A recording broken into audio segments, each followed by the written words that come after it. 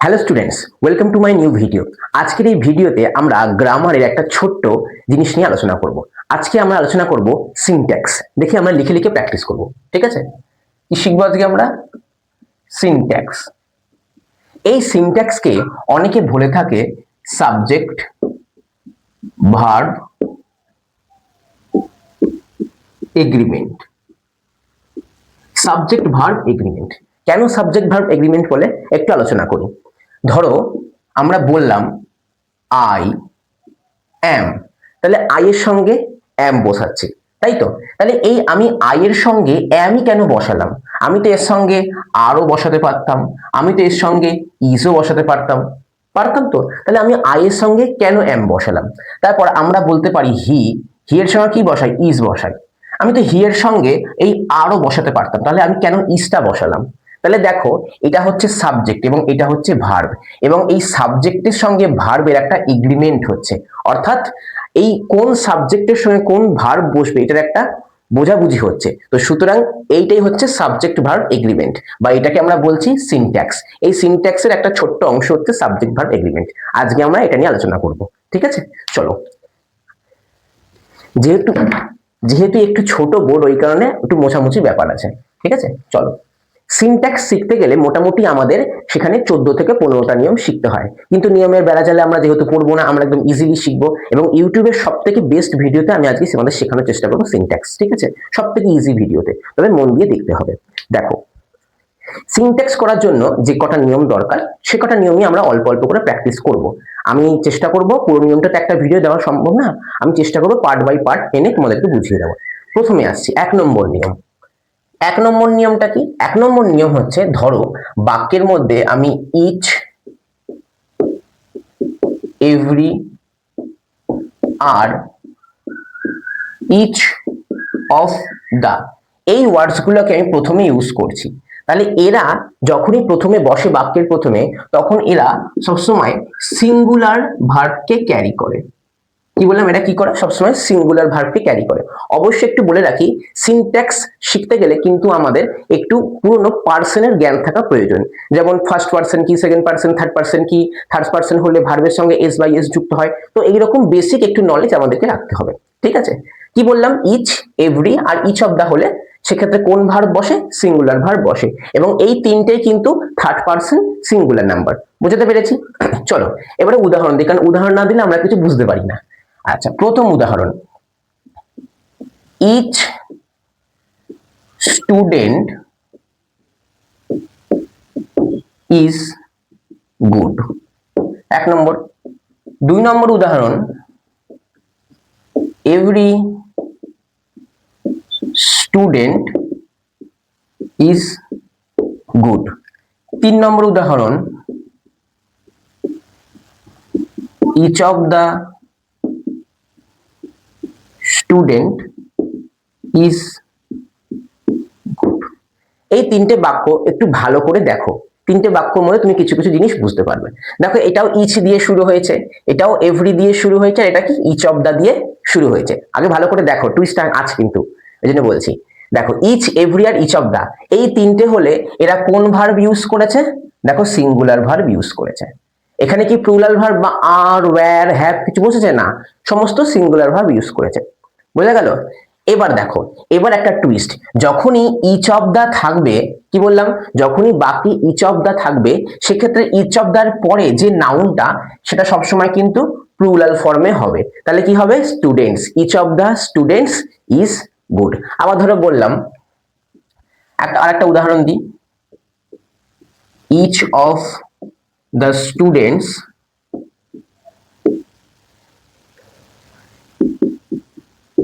plays really well। দেখো কি আছে? ইচ অফ দা আছে, ওই কারণে আমরা নাউনটাকে কি করেছি? দেখো, প্লুরাল ফর্মে করেছি, স্টুডেন্টস আছে। এরপরে কি বলেছি? এই তিনটে থাকলে কি? এই তিনটে হচ্ছে আমাদের থার্ড পার্সন সিঙ্গুলার নাম্বার। তাহলে আমরা জানি যে থার্ড পার্সন সিঙ্গুলার নাম্বার হলে কি হয়? ভার্বের সঙ্গে এস বাই এস যুক্ত হয়। তাহলে দেখো, প্লেস করেছি, তাহলে ঠিক আছে। তাহলে each of the students plays really well. বোঝা গেল? ক্লিয়ার হয়েছে? তাহলে এটা হচ্ছে প্রথম নিয়ম, ইচ, এভরি আর ইচ অফ দা হলে আমাদের সিঙ্গুলার ভার্ব বসে, এবং শুধুমাত্র ইচ অফ দা হলে আমাদের নাউনটা আমাদের প্লুরাল ফর্মে হয়, বোঝা গেছে? এবং যেহেতু এটা থার্ড পারসন সিঙ্গুলার নাম্বার, তো সেক্ষেত্রে ভার্বের সঙ্গে এটা এস বাই এস যুক্ত করতে পারি। এই নিয়মটা ক্লিয়ার? 1 নম্বর নিয়ম একদম ইজি, বেশি কিচ্ছু নেই, বেশি ঘোটালা করে লাভ নেই, একদম আমরা ইজিলি শিখবো। এই নিয়মটা কি বোঝা গেছে?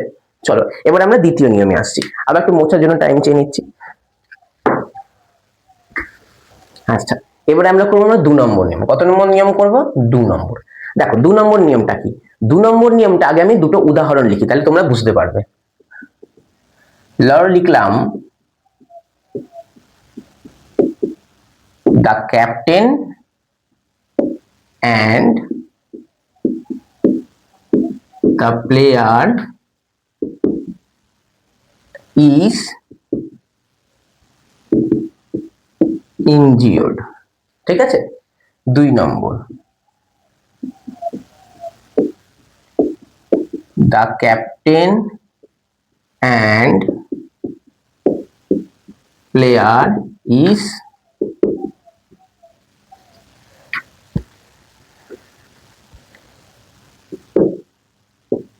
injured। এখানটা ভালো করে দেখবে দুটো বাক্য, এই দুটো বাক্যের মধ্যে পার্থক্য কি কি আছে বলতো? একদম ঠিক, এখানেও স্যার দিয়ে আছে, এখানেও স্যার দিয়ে আছে, তাহলে স্যার দুটো নাউনের আগেই দিয়ে আছে, কিন্তু এখানে একটা নাউনের আগে দিয়ে আছে, এই নাউনটাকে কিন্তু দি নেই, ঠিক আছে? এবার দেখো এই বাক্য দুটোর মধ্যে কোথাও আমি ভুল লিখেছি? হ্যাঁ ভুল লিখেছি, কোথায়?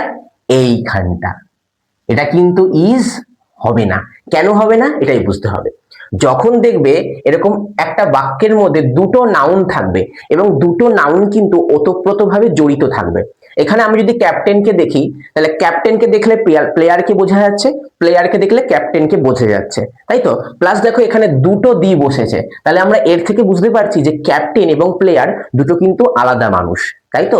আর আমরা জানি যে একের বেশি হলে কি হয়, সেটা বহুবচন প্লুরাল হয়ে যায়, তাই তো? তাহলে এখানে কি বসবে? আর। একদম ঠিক ধরেছো তোমরা। তাহলে কি হবে? The captain and the player are injured, তাই তো? কিন্তু এখানে দেখো এর আগে দিয়ে আছে, তাহলে দি ক্যাপ্টেন অ্যান্ড প্লেয়ার, তাহলে স্যার এখানে কি একটা মানুষকেই বলেছে? হ্যাঁ এখানে কিন্তু একটা মানুষকেই বলেছে, কারণ এখানে দাটা কিন্তু একজনের ক্ষেত্রেই আছে, এখানে কিন্তু দুজনের ক্ষেত্রে ছিল, ওই কারণে কিন্তু দুজন মানুষ হয়েছে, তাই তো? কিন্তু এখানে কি? এখানে শুধুমাত্র একটা দিয়ে আছে, সুতরাং এই ক্যাপ্টেন আর প্লেয়ার কিন্তু মানুষটা একটাই, কিন্তু তাদের দুটো আলাদা বৈশিষ্ট্য, সেই ক্যাপ্টেনও আবার সে প্লেয়ারও, ওই কারণে এখানে এটা সিঙ্গুলার ভার্ব ক্যারি করেছে। তাহলে আমরা এই নিয়মটা থেকে কি শিখতে পারলাম? যদি বাক্যে দুটো দি থাকে তাহলে সেটা কিন্তু আমাদের প্লুরাল ভার্ব ক্যারি করবে, তবে সেই দুটো নাউন কিন্তু একটার সঙ্গে ওতপ্রোতভাবে জড়িত। ধরো আমি এখন বললাম দ্য বয় অ্যান্ড গার্ল, এখানে কি হবে? ইজ হবে না আর হবে? বলো তো এখানে কি হবে? ইজ হবে না আর? এখানে কি স্যার দা বয়, তাহলে এখানে দা নেই, তাহলে কি স্যার এখানে ইজ হবে না? এখানে কিন্তু আর হবে। কেন আর হলো স্যার? কারণ এখানে বয় আর গার্ল দুটো কিন্তু আলাদা, আমরা ভাগ করতে পারছি, কিন্তু ক্যাপ্টেন আর প্লেয়ার বললে কি আমরা ভাগ করতে পারবো? ভাগ করতে পারবো না, তখন কিন্তু ওই কারণে ওখানটা ইজ হয়েছে, কিন্তু এখানে তো ভাগ করতে পারছি, দা বয় অ্যান্ড দা গার্ল, ওই কারণে দুটো দুটো মানুষ বোঝাচ্ছে, ওই কারণে আর হয়েছে, বোঝা গেছে? তাহলে আমরা কি পেলাম? যে দি প্লাস দি যদি হয় এবং এই দুটো যে দি এর নাউনটা সেটা যদি একটার সঙ্গে একটা ইন্টারলিঙ্কড হয়, তাহলে আমরা কিন্তু সেখানটা প্লুরাল ভার্বটা ইউজ করব। আর যদি শুধুমাত্র একটা দি হয় তাহলে সেক্ষেত্রে আমরা ইজ এই সিঙ্গুলার ভার্বটা ইউজ করব, বোঝা গেছে? তাহলে তাহলে সিনট্যাক্সের দ্বিতীয় নিয়ম ঠিক আছে। চলো এবার আমরা তৃতীয় নিয়মে চলে আসছি। এবার আমরা শিখবো আমাদের সিনট্যাক্সের তৃতীয় নিয়ম। থার্ড নিয়ম কি? দেখো একদম ইজি, কিচ্ছু নেই, বেশি মুখস্থ করার প্রয়োজন নেই। যদি আমি লিখি বাক্যের মধ্যে নাইদার নর অথবা আইদার অর, এখানে একটা হাইফেন দিলে দেখতে ভালো লাগে, আর ধরো লিখলাম নট অনলি বাট অলসো, এই ধরনের যদি ওয়ার্ডস গুলোকে আমরা লিখি বাক্যের মধ্যে, তাহলে এগুলো সবসময় এর কাছাকাছি থাকা যে ভার্বস গুলো, এর কাছাকাছি থাকা যে সাবজেক্ট গুলো, সেইগুলো অনুযায়ী আমাদের ভার্বটা তৈরি হয়, ঠিক আছে? কিরকম? চলো একটু বুঝিয়ে দিই বাক্যটা দিয়ে। ধরো বললাম নাইদার নর, neither Ram nor I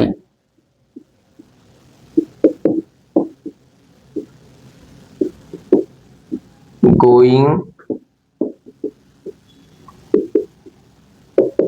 to the party। দেখো তো এরকম কোনটা হবে, নাইদার রাম নর I am is R going to the party, কোনটা হবে বলো তো? দেখো ভালো করে, নাইদার নর আছে, তাহলে কি বলেছি, নাইদার নর থাকলে যে কাছাকাছি থাকা যে সাবজেক্ট সেইটা অনুযায়ী হবে। কাছাকাছি মানে কি, এই যে যেখানে বলবে সেই জায়গা যেখানে ভার্ব বসে ভার্বের আগে কাছাকাছি থাকা যে সাবজেক্ট আছে সেটা অনুযায়ী হবে। তাহলে এর কাছাকাছি থাকা কি আছে, আই, তাহলে এখানে কি বসবে, এম। অনেকে বলবে স্যার এখানে তো প্রথমে রাম, তাহলে তো স্যার ইজ বসার কথা, তাই তো?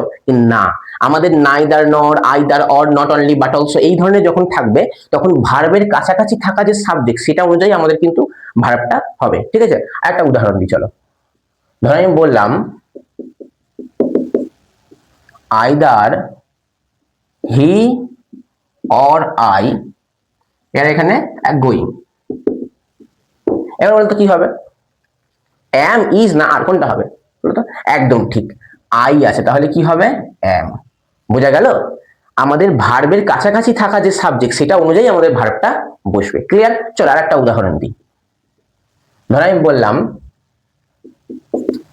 He dash not only a good teacher but also a good actor।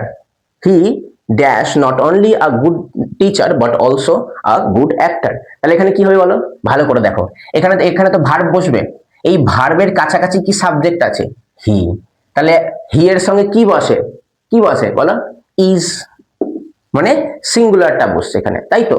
হি এর সঙ্গে সিঙ্গুলার, প্রেজেন্ট টেন্স হলে ইজ বসবে, পাস্ট টেন্স হলে ওয়াজ বসবে, এই তো জিনিস। বোঝা গেছে? মোদ্দা কথা হচ্ছে এই তিন রকম থাকলে এর কাছাকাছি থাকা যে সাবজেক্ট সেটা অনুযায়ী ভার্বটা বসবে। কাছাকাছি কি করে বুঝবে, দেখবো ভার্বটা কোথায় আছে, তার কাছাকাছি সেই ভার্বের কাছাকাছি যে সাবজেক্ট সেই সাবজেক্ট অনুযায়ী আমাদের ভার্বটা বসবে। আশা করি এটা বোঝাতে পেরেছি আমি, ক্লিয়ার হয়েছে? আচ্ছা ধরো আমি লিখলাম, একদম পুরো ক্লিয়ার করে দিই, নাইদার রাম নর সীতা, আচ্ছা, নর ইউ ড্যাশ ইনভাইটেড। তাহলে এখানে কি হবে বলতো, এখানে কি হতে পারে, নাইদার রাম না সীতা না ইউ ইনভাইটেড, বলো কোনটা হবে? এখানটা একদম ঠিক স্যার, নাইদার নর আছে, তার মানে একদম ভার্ব বসানোর আগের সাবজেক্টটা কি, ইউ, তাহলে ইউতে কি বসে, আর। বুঝতে পেরেছি? ক্লিয়ার হয়েছে? তাহলে এই থার্ড নিয়মটা কি আমরা ক্লিয়ার করতে পেরেছি? একবার পুরোটা সামারাইজ করে দিচ্ছি, নাইদার নর either or are not only but also এগুলো হলে এদের কাছাকাছি থাকা যে সাবজেক্ট হয় সেই অনুযায়ী আমাদের ভার্বটা বসে। কার কাছাকাছি, ভার্বের কাছাকাছি, অর্থাৎ ভার্বের আগে কি আছে সেটা অনুযায়ী। বোঝা গেছে? চলো এই নিয়মটা ক্লিয়ার। 4 নম্বর নিয়মটায় আসছি। তোমাদের যে নিয়মটা ক্লিয়ার হয়ে যাচ্ছে একটুখানি লিখে দেবে যে 1 নম্বর ক্লিয়ার, 2 নম্বর clear, 2NO clear, 3NO not clear, এরকম করে একটু বলে দেবে, ঠিক আছে? আর যদি কোথাও গন্ডগোল থাকে সেটাও কিন্তু অবশ্যই বলবে। চলো এবার আমরা যেটা করব সেটা হচ্ছে নাম্বার 4। ঠিক আছে, কি করব, নাম্বার 4। নাম্বার 4টাকে এটা একটু তোমাদেরকে মুখস্থ রাখতে হবে। দেখো কি হয়, প্রথমে আসছে আমি লিখতে পারি, এই উদাহরণগুলো মুখস্থ রাখবে, as well as, along with,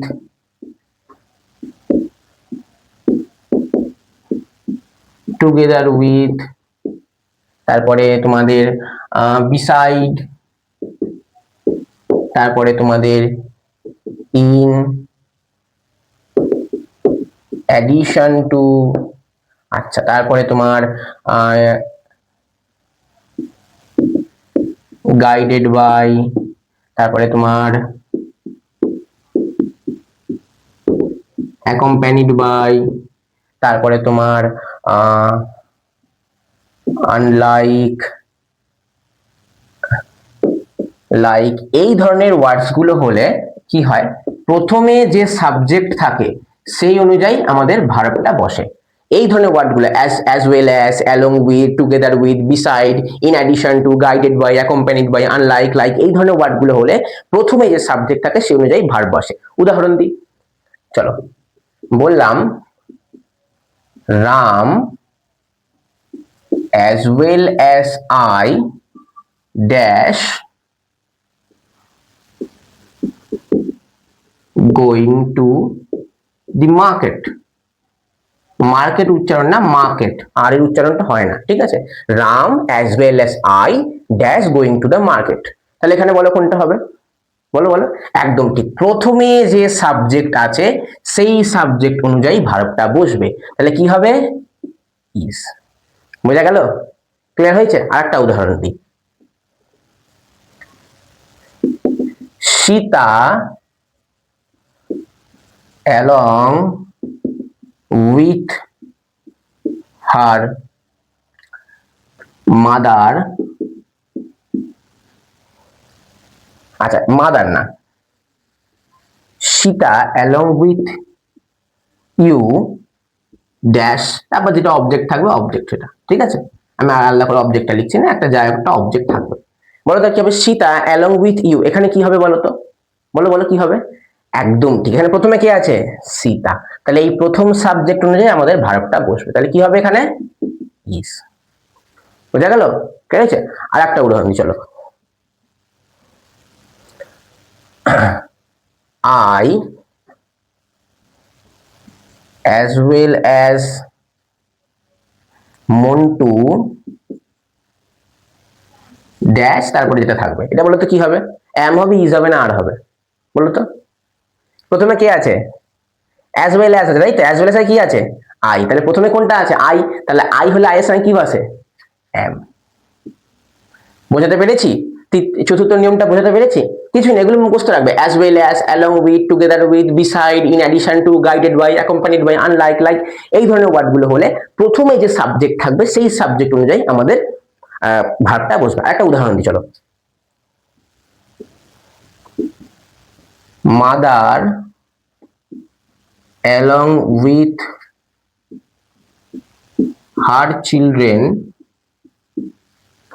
এবার ইজ এখানে গোয়িং ওই টু মার্কেট করে দিলাম, যাও। একটা অবজেক্ট লিখলেই হলো। এখানে কোনটা হবে, মাদার অ্যালং উইথ আর চিলড্রেন কি হবে, এম হবে, ইজ হবে না are, going to the market, বলো কোনটা হবে। একদম ঠিক, প্রথমে কি আছে, মাদার। আমরা দেখবো এটা কি দিয়ে দিয়েছে, অ্যালং উইথ, তাহলে অ্যালং উইথ আছে, তাই তো। এবার দেখবো প্রথমে কি আছে, অ্যালং উইথ এর আগে মাদার, তাহলে প্রথম সাবজেক্ট অনুযায়ী হবে। তাহলে মাদারের সঙ্গে কি বসে, ইজ। অথবা যদি পাস্ট টেন্স হয় আমরা কি বসাতে পারি, ওয়াজ। তাহলে এগুলো সব কিন্তু আমাদের থার্ড পারসন সিঙ্গুলার নাম্বার। বুঝতে পেরেছি আমি? ক্লিয়ার হয়েছে? তাহলে এই ধরনের ওয়ার্ডস গুলোই as well as, along with, together with, ঠিক আছে, beside, in addition to, guided by, accompanied by, unlike, like, এই ধরনের ওয়ার্ডস গুলো হলে সাধারণত আমাদের প্রথমে যে সাবজেক্ট থাকে সেই সাবজেক্ট মধ্যে আমাদের ভার্বটা হয়। বুঝতে পেরেছি? এই চারটে মোটামুটি নিয়ম জানলেই হবে। এর পরের পার্টে আমি আরো কিছু ইন্টারেস্টিং নিয়ম নিয়ে আলোচনা করবো। আজকে একটা বোনাস নিয়ম আমি তোমাদেরকে শিখিয়ে দিচ্ছি, সিনট্যাক্সের একদম ইজি একটা নিয়ম, যেটা আমাদের একদম দেখলেই হয়ে যাবে। ধরো কোনো বাক্যে লেখা আছে যে তুমি যোগ, বিয়োগ, গুণ, ভাগ ইত্যাদি করছো। কি বললাম, এটা 5 নম্বর নিয়ম, তুমি লিখে রাখতে পারো। ধরো তুমি যোগ করছো, বিয়োগ করছো, গুণ করছো, ভাগ করছো, কোনো সংখ্যার যোগ, বিয়োগ, গুণ, ভাগ ইত্যাদি করছো। তাহলে সেক্ষেত্রে কিন্তু সেটা আমাদের থার্ড পারসন সিঙ্গুলার নাম্বার হয়ে থাকে। যেমন ধরে বললাম আমি 2 and 2, এবার ধরো বাক্যের মধ্যে এখানে লিখলাম 4, তাহলে এখানে মেক হবে না মিক্স হবে, বলো তো মেক হবে না মিক্স হবে। একদম ঠিক, মিক্স হবে। কেন মিক্স হবে, কারণ এটা হচ্ছে থার্ড পারসন সিঙ্গুলার নাম্বার। আমরা কি জানি থার্ড পারসন সিঙ্গুলার নাম্বার কোনগুলো, হি, শি আর ইট, যে কোনো নাম অথবা যে কোনো সম্পর্ক, এইগুলো হচ্ছে আমাদের থার্ড পারসন সিঙ্গুলার নাম্বার। অথবা আমরা এরকম করে মনে রাখতে পারি যে আই, উই আর ইউ, আমি, তুমি আর আমাদের এই পোলাপান ছাড়া দুনিয়া যা আছে সবাই থার্ড পারসন, তাই তো। আমি, তুমি আর আমাদের এই যে কচি কাঁচা, এরা ছাড়া দুনিয়া যা আছে সবাই থার্ড পারসন। এবার নাম মনে রাখলাম, থার্ড পারসন কি কি, হি, শি, ইট, যে কোনো নাম, যে কোনো সম্পর্ক, তাহলে এগুলো থার্ড পারসন। তাহলে এটা একটা নাম তো, সংখ্যার নাম তো, তাহলে কি হচ্ছে, থার্ড পারসন হলে কি হয়, থার্ড পারসন সিঙ্গুলার নাম্বার হলে ভার্বের সঙ্গে এস, কি লিখলাম আমি, এস অথবা ইএস যুক্ত হয়। যেমন আমি বলতে পারি এরকম করে, হি, আচ্ছা হি বলছি, এরকম দেখো, এটা ভালো লাগবে, আই লাভ ইউ, আমি তোমাকে ভালোবাসি, তাই তো, মনে আনন্দ লাগছে।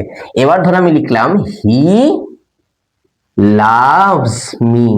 তাহলে যখন আমি হি করলাম, হিটা কি থার্ড পার্সন সিঙ্গুলার নাম্বার, ওই কারণে কি হলো, লাভটা লাভস হয়ে গেল, ভার্বের সঙ্গে এস যুক্ত হয়ে গেল, তাই তো, হি লাভস মি। তাহলে আমরা কি মনে রাখলাম, যখনই থার্ড পার্সন সিঙ্গুলার নাম্বার হবে তখনই ভার্বের সঙ্গে এস বাই এস যুক্ত হবে। সেই নিয়ম অনুসারেই যখনই কোনো সংখ্যার যোগ বিয়োগ গুণ ভাগ ইত্যাদি করবে, এগুলো সব যেহেতু থার্ড পার্সন সিঙ্গুলার নাম্বার হয়, ওই কারণে এটা সিঙ্গুলার ভার্ব ক্যারি করে, অর্থাৎ আমাদের ভার্বের সঙ্গে এস বাই এস যুক্ত হয়। এখানে আর কি বসাতে পারি, মেক্স বসাতে পারি, আচ্ছা ইজ বসাতে পারি, ঠিক আছে, গিভস বসাতে পারি, আর কি বসাতে পারি, ইকুয়ালস বসাতে পারি। তাহলে এইগুলো সবকটা ভার্ব কি, মেক্স এর ভার্ব কি মেক, গিভস এর ভার্ব কি গিভ, ইকুয়ালস এর ভার্ব কি ইকুয়াল, বোঝা গেল। তাহলে দেখো এই প্রত্যেকটা দেখো সিঙ্গুলার আসছে, এবং যেহেতু থার্ড পার্সন সিঙ্গুলার নাম্বার, ওই কারণে ভার্বের সঙ্গে এস বাই এস যুক্ত হয়েছে। আশা করি বোঝাতে পেরেছি। এটা তোমরা, তাহলে আজকে আমরা কি করলাম, টোটাল আমরা সিনট্যাক্সের 5টা নিয়ম শিখলাম। যদি কোথাও অসুবিধা হয় অবশ্যই তোমরা ভিডিওটাকে রিপিট করে দেখবে, ঠিক আছে। এর পরবর্তী ক্লাসে আমি আরো কিছু ইন্টারেস্টিং নিয়ম নিয়ে আলোচনা করব। একদম নিয়মের ঘেরাটোপে নিজেদেরকে বন্দি রাখবে না, অবশ্যই এই নিয়মগুলো দেখো, দেখে সেটাকে প্র্যাকটিস করার চেষ্টা করো, ঠিক আছে।